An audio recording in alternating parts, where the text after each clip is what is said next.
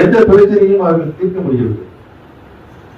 மக்கள பிரச்சனை எந்த பிரச்சனையும் தீர்க்க முடியவில்லை.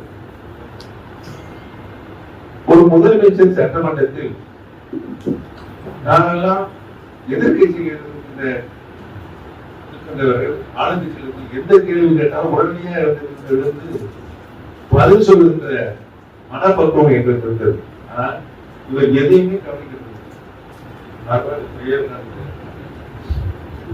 ஒரு சிரிப்பு காட்சி வரும்.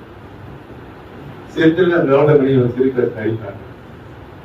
செந்தில் வந்து ஒரு நல்ல சரக்கு கொடுத்து தெரியாத மாதிரி கவர்னர்